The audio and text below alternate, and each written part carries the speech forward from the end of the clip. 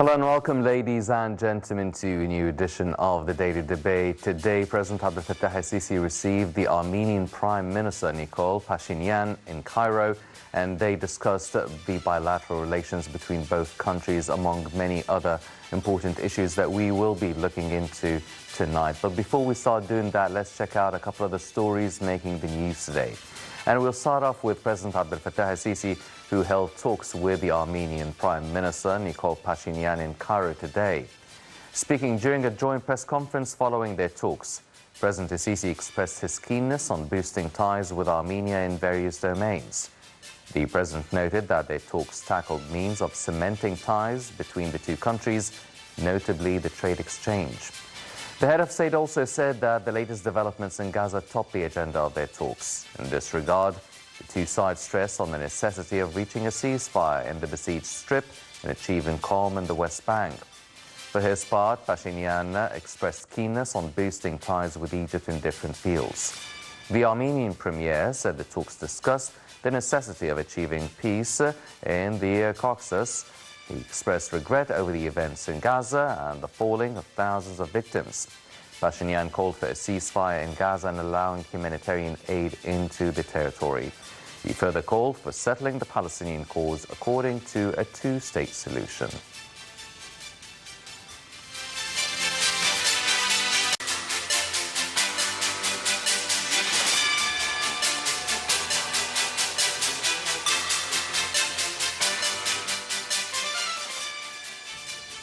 And earlier today, President el-Sisi received Lieutenant General Nasser bin Hamad al-Khalifa, the Bahraini National Security Advisor and Commander of the Royal Guard and Secretary General of the Higher Defense Council.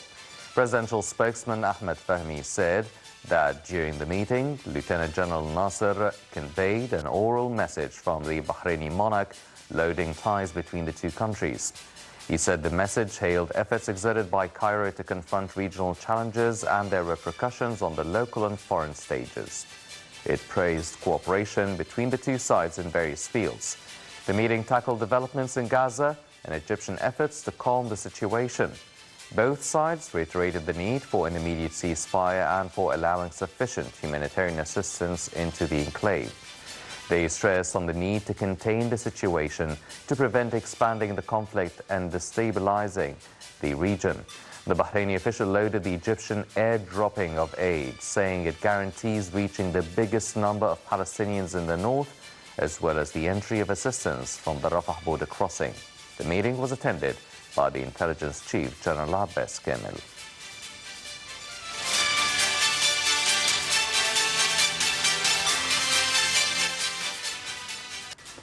These were the main stories making the news today, but now turning our attention to the visit of the Armenian Prime Minister Nikol Pashinyan to Cairo. Let's check out this report and we'll be right back.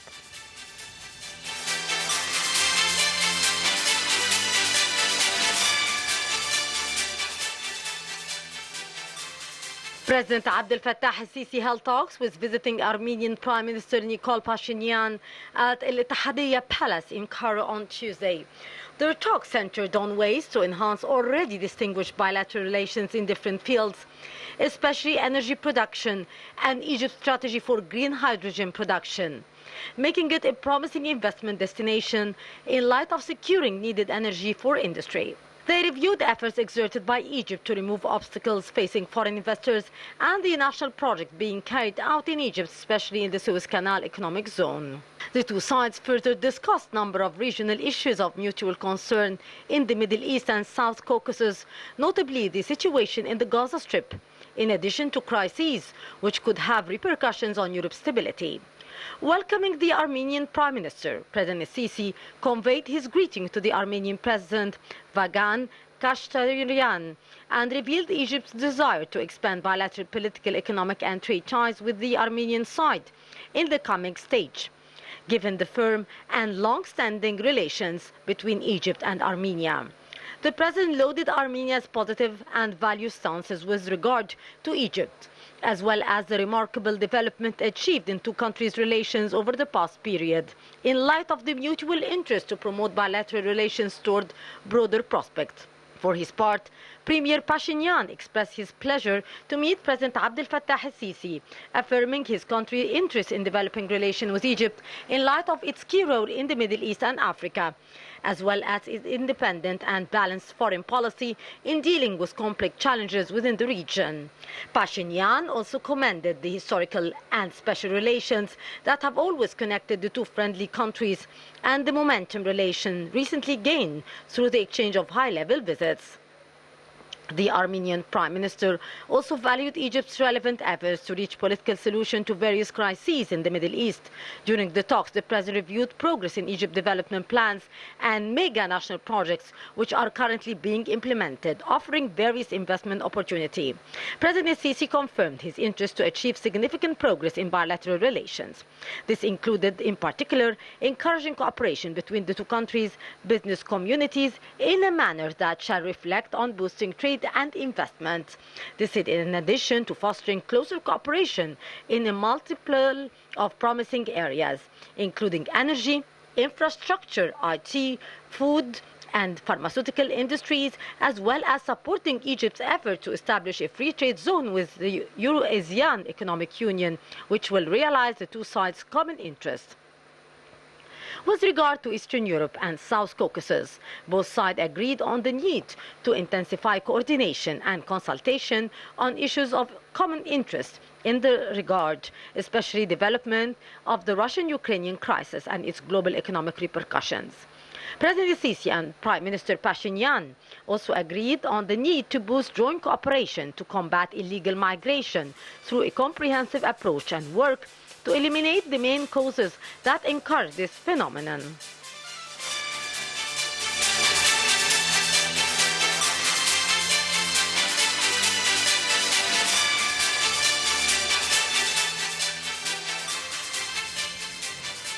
Welcome back, ladies and gentlemen, and we're joined here in the studio by His Excellency Dr.Mongy Badr, the Minister Plenipotentiary and Board Member of the Egypt-UN Association. Your Excellency, good evening and thank you for joining us. Good evening for you, and thank you, and I have the pleasure to be with you again. It's our pleasure, sir. Dr. Badr, first off, now this is the visit of the Armenian Prime Minister Nikol Pashinyan to Cairo. Meeting President Sisi, they obviously discussed many issues, including the situation in Gaza, and they spoke a lot about bilateral relations and economic trade between both countries. But before we get into the details of it, Egypt and Armenia are known for their historical relationships. So can you please shed light on the significance of the visit right now and the historical relationships both countries share? Yeah, in fact, Prime Minister of Armenia is most welcome in Egypt, and also this visit proved to all of us that Egypt is going back to play very active role in this area. And also after the improvement of bilateral relation between Egypt and Turkey, now Egypt can play very active role to cool down any conflict between both countries, especially Turkey and Armenia. Also, moreover, we have a good relation with Azerbaijan. So that's why Prime Minister of Armenia, he mentioned that we are very keen to normalize the relation with Azerbaijan. The conclusion of this very important sentence, it means that we are going to peace in this area. And instead, we mentioned that it's a very worry area in Middle East. Maybe very soon we are going to see that we reach peace. We can calm down the conflicts in this area. I hope this very soon. Yes. Well, when we look at a country such as Armenia, I mean, we're looking at the situation in Eastern Europe, and obviously they have their own conflict there.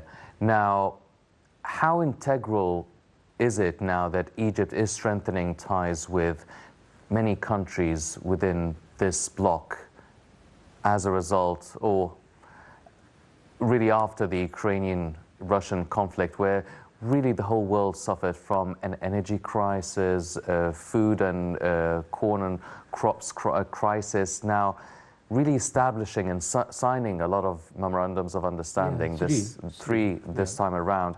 So how important is it to really solidify economic relations with this part of the world? As we used to say, that any conflict, it has loser and winners. For the conflicts between Russia and Ukraine, in fact, Eastern Bloc, they are losing a lot. And Western Europe, they are losing everything. Number two, for Egypt, we are losing and we are winning in some aspects. For Armenia, in fact, they are losing because of that relation with Russia is going to be almost blocked, and also because of the war between Armenia and Azerbaijan. Also, we hope that the superpower can sit together and to try to reach an agreement to cool down the atmosphere of conflict globally. Also, the main conflict, in fact, in future between United States of America and China. But unfortunately, we are here in Middle East. If any conflict, east or west, north or south, we used to be affected very badly. We hope that the conflicts in Gaza Strip to be settled down at the beginning of Ramadan and to have a ceasefire or immediate ceasefire before Ramadan. Maybe after that we are going to have a ceasefire or to have peace treatment between both sides or to establish new state of Palestinian people. Yes. Well, the Armenian Prime Minister actually spoke to President Sisi about the situation in Gaza, and he supported the Egyptian stance regarding the conflict and also called for a two-state solution, which is, it seems to be a recurrent theme between any two leaders meeting or any leader meeting President Sisi. Everyone is calling for a two-state solution, calling for a ceasefire. What does that do for Egypt's political weight and role in the conflict? In fact, Prime Minister, he mentioned exactly, we denounce the genocide in Gaza Strip, and he calls for an immediate ceasefire in Gaza. And moreover, United States of America now started to supply Gaza with aids through air. So it's like Jordan and Egypt and many other countries. What it means? It means that the states cannot control Israeli leaders, especially Netanyahu. Maybe. Would you think it's a new direction of relation between the states and Israel? Maybe.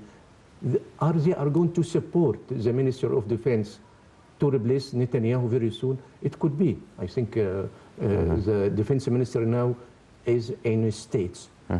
They are talking, or they discussing ceasefire.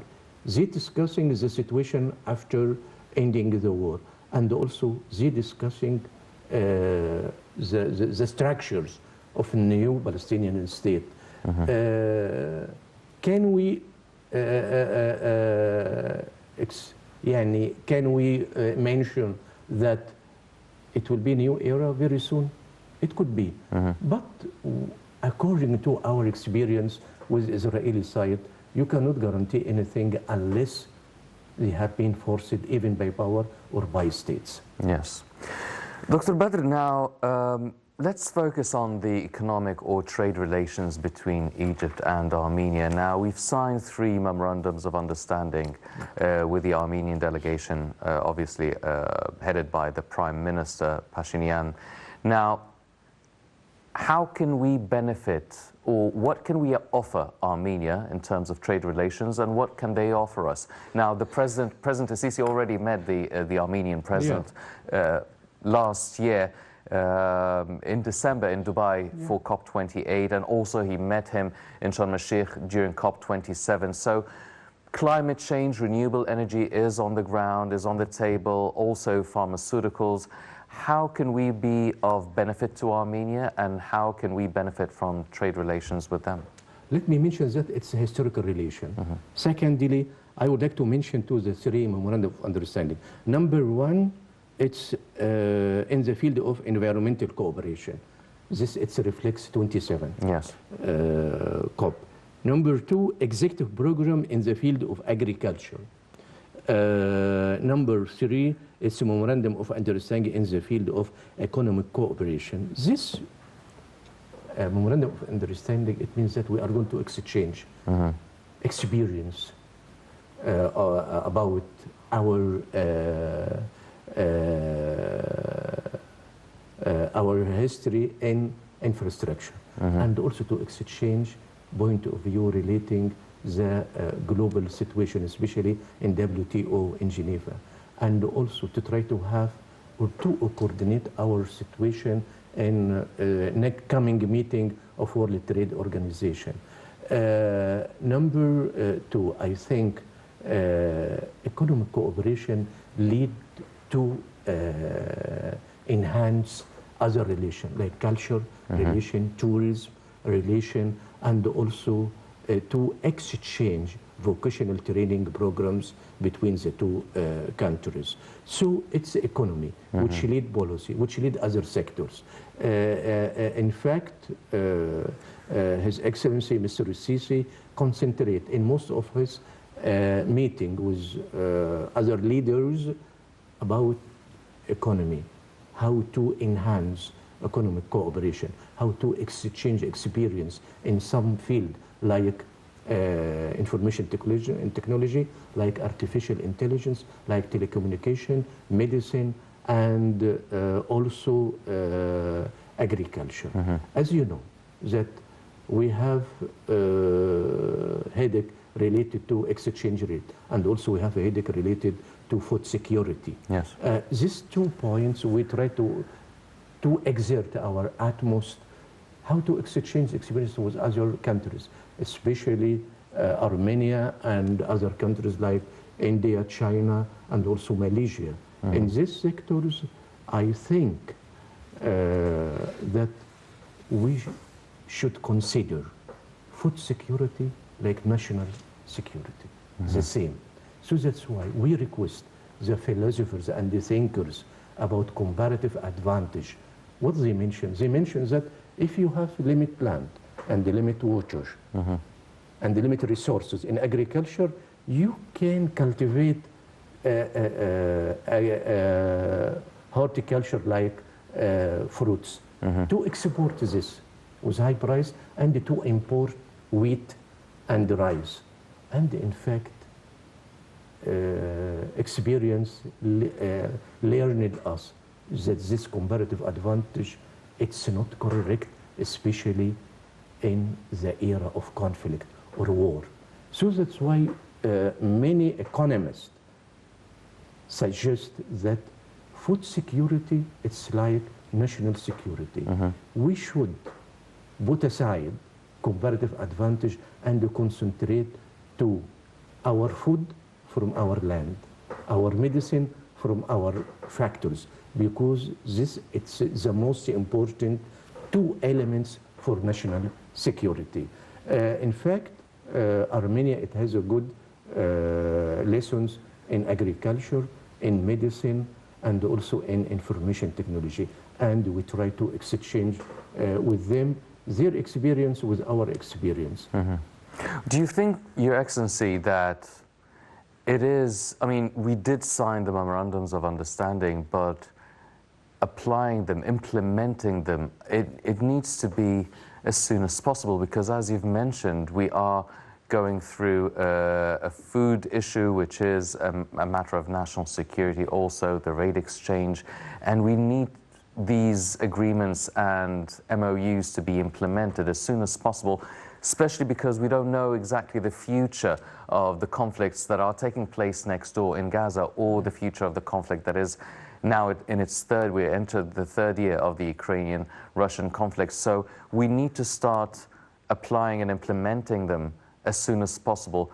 Will that be possible, or will it drag on and take as long as usually they take? Memorandum of understanding, it's executed from the day of signature. It doesn't need to go to parliament, no. So it's already in execution now, and we can start immediately to exchange the experience with Armenia, and also it's the point of vocational training. It's very important. We need our people to go there to learn from their experience, and also we welcome their expert to come into to Egypt and to discuss this with the expert at Ministry of Agriculture and the Ministry of Irrigation, because our aim in Egypt is to expand our land in agriculture and also to minimize the using of water, because water is very limited in Egypt. Yes. So this is what we are discussing with Armenia. The second point, beside this sector, we have a very good relation in information technology, because you know Armenia, this country, it has to use to have their people in America and in Europe and in other countries. So it has a good experience to exchange ideas from their people outside Armenia. So we would like to copy the same experience with Egyptian people working in Europe or America or even in our countries. So it's not a matter of transferring or transforming money. No, it's a matter of providing valuable ideas from our people outside to Egypt, like what happened in China, like what happened in India. You know, in India, they are transferring more than $100 billion every year. And also, they are copying the programs from states and to send to Bangalore in India. With some modification, they start to develop these programs and also to develop the software and to re-export to other countries. Last year, India export software with $150 billion. $150 billion. Can we copy them in this area? Why not? You have a teenage, they are very intelligent. Yes. And we can have umbrella to cover all Egyptian youth, starting from Alexandria to Aswan, and to have small unit inside every governorate to collect this genius people and try to use them, how to develop the program of software. Even we can work in hardware, not only software, but competition will be very, very difficult with China. No one can compete with China in this sector, but we should try. Yes. But for software, we are capable to compete India. We are capable to compete with Europe and America. Because of what we got from the manager or Indian manager. They mentioned that we are fearing or we are putting in our mind the competition which will come from Egypt. So you have very good resource of human being in this sector. And as you know, that artificial intelligence will prefer in future, will control my life and your life, and even it will control the relation between states. Yes. Well, ladies and gentlemen, definitely Egypt and Armenia are taking big steps in terms of cooperation and development. Let's check out this report and we'll be right back.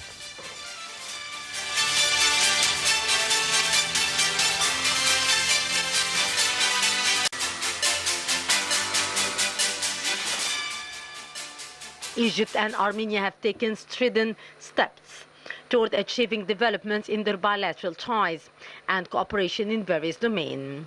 Harashia Poladrian, the Armenian ambassador to Egypt, noted that during the last 3 decades since the independence of the Republic of Armenia, it had developed close relations with Egypt, which have constantly been growing and expanding. He said Armenia had always attached great importance to political cooperation with Egypt, and bilateral political relations had been rich in high-level mutual visits. In this regard, the historic visit of President Sisi last January, as well as the visit of the President of Armenia Armenia to Egypt to attend COP27 had raised the Armenian-Egyptian political dialogue to a new level. He said Armenia highly appreciates the stabilizing political role of Egypt in maintaining and fostering security and cooperation in the Middle East, Africa, and beyond, and its balanced peace-oriented foreign policy, as well as its effective role and experience in countering terrorism and extremism, adding that Armenia was deeply interested in developing defense and security cooperation with Egypt, as well as furthermore, the ambassador added that Yerevan and Cairo's interest relations were strong and had great potential for even further growth, since they were based on historically friendly ties between Armenia and Egyptian nations. Armenians had already settled in Egypt since the last 7th and 12th centuries in the era of Fatimid Egypt and have since then been quite influential and contributing greatly to the foundation of the modern state of Egypt. Even today, there are streets named after Nubar Pasha, the first Prime Minister of Egypt who was Armenian origin, in both Cairo and other cities, as well as a city called Nubeira. Also during the First World War, escaping the genocide committed by the Ottoman Empire, the Armenian received safe shelter in the Arab countries, including Egypt. The Armenian have found a new home. In contemporary Egypt as well, the Armenian community has played an important role in the country's cultural, educational, and social life. Political figures and religious leaders of Egypt also emphasize the great contribution of the Armenian community to state-building process and overall development of Egypt. At the same time, the Armenian community of Egypt plays a role of a unique bridge between the two states. The Armenian-Egyptian political dialogue is on a very high level. The bilateral agenda is quite fruitful and includes the field of economy, investment, tourism, energy, education, culture, ICT, and health. The existence of mutual political will to further expand the cooperation and explore new areas of collaboration by itself generate opportunity to further strengthen these ties, and the challenges that might exist in regard are merely on the technical operational level.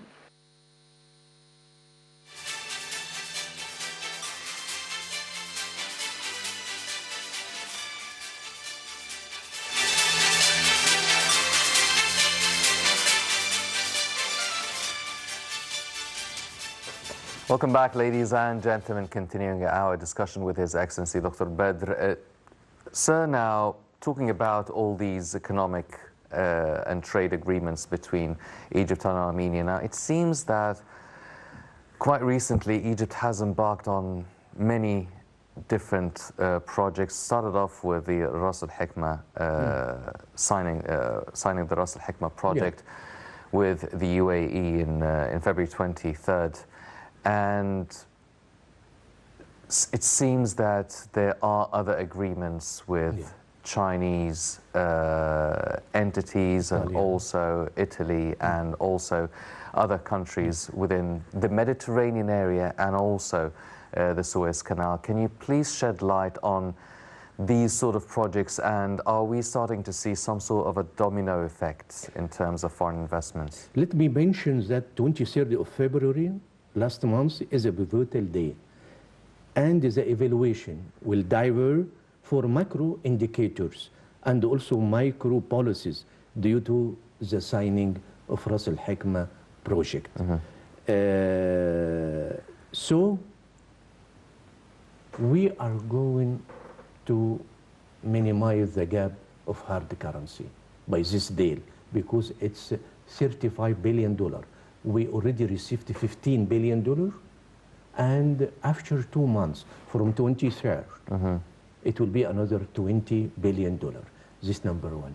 Number two, United Arab Emirates will inject in first phase of this project $150 billion. This project will concentrate in tourism sector because a lot of high-rise building, a lot of, and also it has a section for financial transactions. It's like Dubai. Also, they are going to establish airport.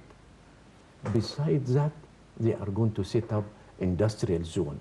This industrial zone will provide what they need in Ras Al Hikmah and also to export outside. We expect to receive for Ras Al Hikmah alone 8 million tourists. And this will increase our aim because we are aiming 2028 to receive 30 million tourists. By Ras Al Hikmah, we expect by 2035 to receive 50 million tourists. 50 million tourists will bring it you as an average $50 billion. Can you imagine? Yeah. So we are moving now from 10 or 20 or 12 billion dollar from tourism sector to $50 billion.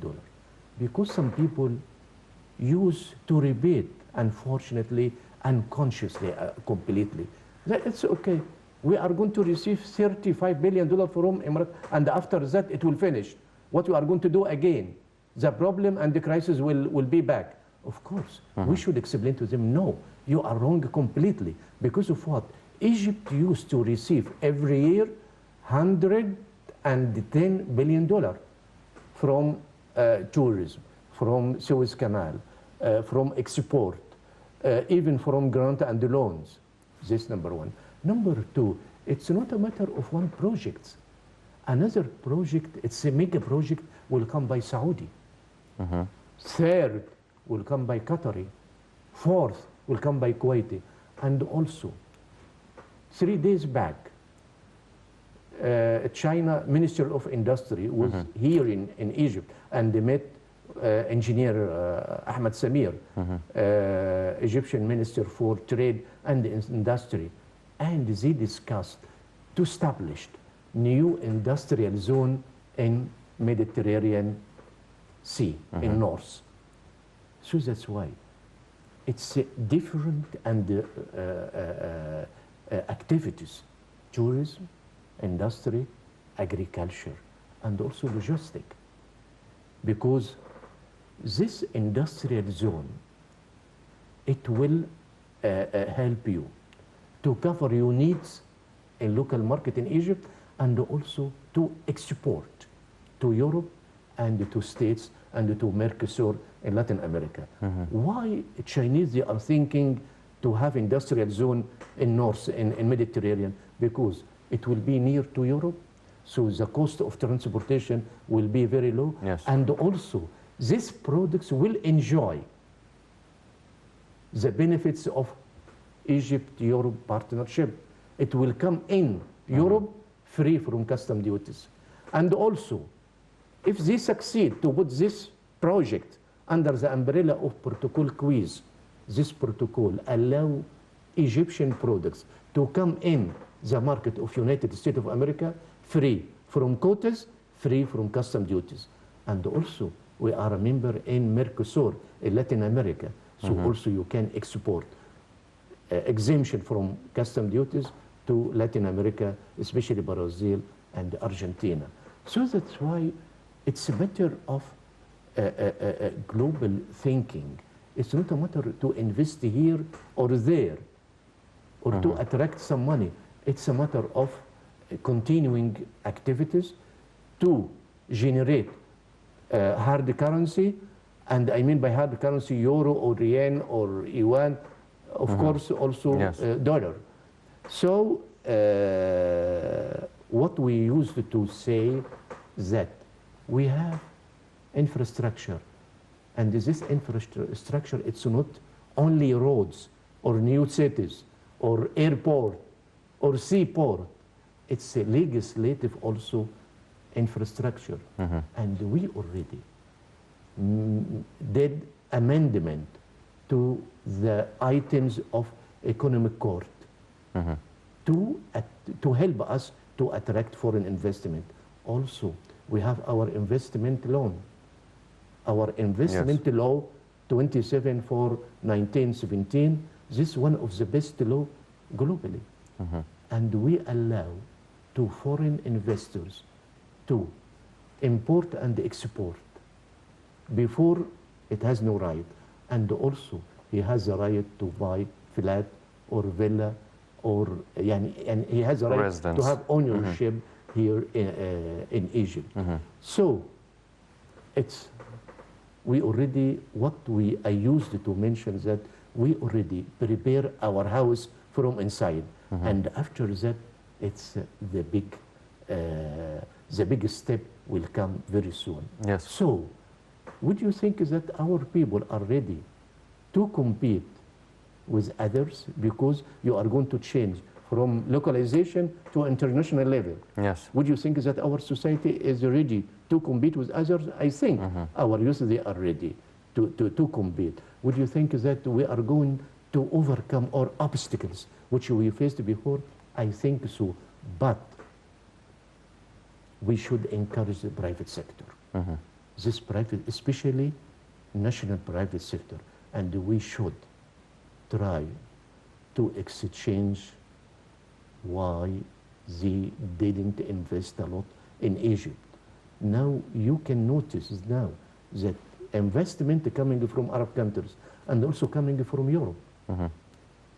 So we need to have a meeting with national private sector and try to understand why they didn't enlarge their investment in industry sector, in telecommunication sectors, okay, in agriculture sectors.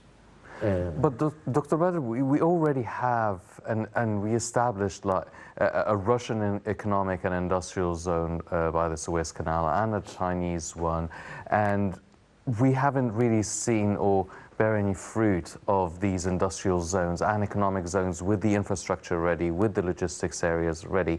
Everything was ready. So are we going to see the same fate of these industrial zones by the Suez Canal, or are we going to see a different pace for the implementation of these projects and these zones? In fact, industrial zone, it's long-term investment. So it's not immediately. It's not service sector. Service sector, it's easy to set up and to have the return coming next day. But in industry, it takes time. This number one. Number two, it's a matter of trust. We should create trust between government and Egyptian private sector. And also we should push our people to change their mind from service sector to real sector, to real economy, to agriculture, to industry, to information technology, to artificial intelligence. And also, they should use this opportunity, otherwise tomorrow they have no chance. You think that private sector in Germany, in Europe, in Brazil, in India, in China, they are playing a very active role, coincide with government role. But unfortunately, sometimes you hear or you read or you follow that Egyptian private sector request from the government to take a side. And he should, no, because infrastructure, the projects, it should be done by government. There are some important sector, it should be done by the government. But what we call, it should be coordination between private sector and the government. And it's not a matter of, if you don't listen to my request, I don't interfere in business. So it's not good at all. So do you feel that the private sector would be actually more encouraged now that they see serious money is being pumped? Yeah, I agree with you. Now there is no problem of exchange rate. A lot of dollar is coming now to Egypt. Now we start to release most of the goods in ports. In customs, yes. Yeah, okay. And this will decrease inflation. You know, in January, inflation go down to 29%. And last February, I expect, I don't have official information, but I expect it will be between 20 and 22% of inflation. In March, I think it will be under 20. Because of what? because our aim as a government to reach 7% inflation, plus and minus 2%. So what I mean, we would like to reach 1 digit, not 2 digit. It means 9% and below. Can we reach? Yes, we can. We can reach this rate. Yeah. It's not a big deal. So we mentioned that we would like to focus on a number of leading sectors in short term. Like what? Information technology, artificial intelligence, chemicals, pharmaceuticals, and also food security, as I mentioned at the beginning. It's very important. And another point, it happened last 4 months in Egypt. It was very rare, and also it's we don't listen to this before. What I noticed that the village and the small cities outside Cairo are very sensitive to rumor, especially economic rumors. And well, this is Egypt. I mean, rumors are probably it's a second. You know, the people in village, they are requesting for a loan from agricultural bank, and they buy gold and the dollar. After last 3 days, after the rate is going down. Yes, a lot of people were disappointed. Yeah, they are suffering now. Yes. Yeah, so that's why we mention to our people, please don't go to any area you don't understand very well. If you have a limited budget, try to use it with rational way. Yes. Well, ladies and gentlemen, definitely such a visit by the Armenian Prime Minister to Egypt, meeting the President, really highlighted a lot of the economic moves Egypt is really taking towards strengthening its economic relations and political relations as well with different parts of the world. And as Dr. Badr has highlighted, Egypt is really taking big steps in terms of economic reform and attracting foreign investments here in Egypt. Unfortunately, that's all the time we have for this edition of the Daily Debate.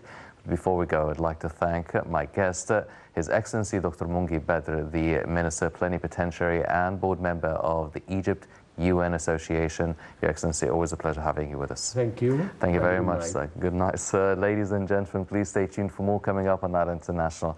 I'm Hani Saif. Thank you for joining us.